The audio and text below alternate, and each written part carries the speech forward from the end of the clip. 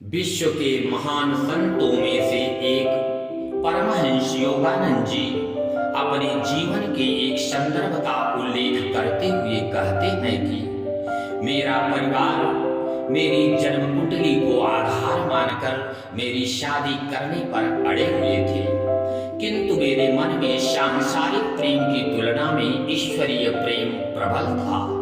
मेरे बड़े भाई अनंतदा का कहना था कि तुम्हारी जन्म कुंडली के आधार पर पूर्व में भी कई बातें सत्य हो चुकी हैं, अतः तुम्हारे लिए उचित तो यही है कि अपने भाग्य के सामने तुम आत्मसमर्पण कर दो। इस संदर्भ को लेकर मैं बहुत परेशान था।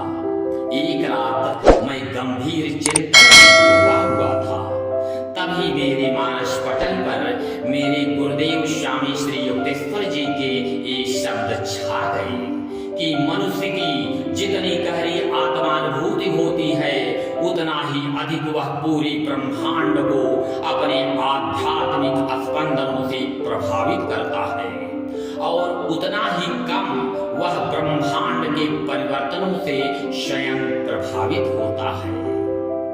फिर क्या था?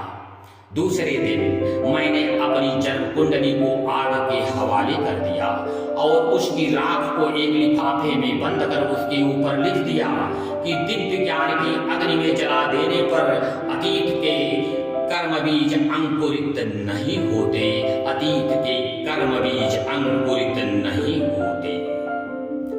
इसी क्रम में परमहंस योगानंद जी आगे कहते हैं कि मैंने अपने गुरुदेव स्वामी श्री युक्तेश्वर जी के कहने पर ईश्वर प्रदत्त इच्छा शक्ति का सर्वप्रथम जब प्रयोग करना शुरू किया, यद्यपि प्रारंभ में विश्वास करना तो कठिन था, किंतु मुझे हर मोड़ पर सफलता ही सफलता मिलती गई।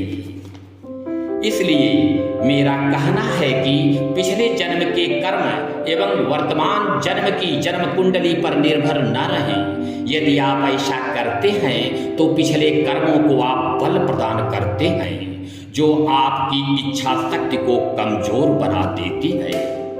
परमहंस जी आगे कहते हैं कि अपने जीवन के प्रारंभिक समय में कभी कभी मैं ज्योतिषियों से अपने ग्रह दशा का सबसे बुरा समय पूछकर उसे चुनौती के रूप में लिया करता था। यद्यपि कठिनाइयां तो आती थी, किंतु मैं सफल होकर ही रहता था।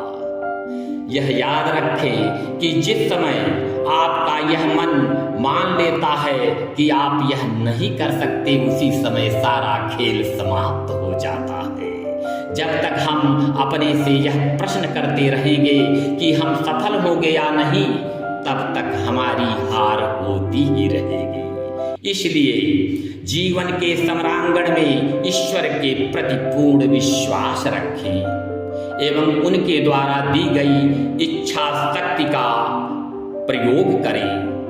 याद रहे कि ये दो ऐसी प्रचंड शक्तियां हैं जिनके सामने ग्रह नक्षत्रों से प्रवाहित होने वाली शक्तियां कदापि टिक नहीं सकती, कदापि टिक नहीं सकती। अतएव इन शक्तियों पर पूर्ण विश्वास कर ज्वाला की तरह आगे बढ़े।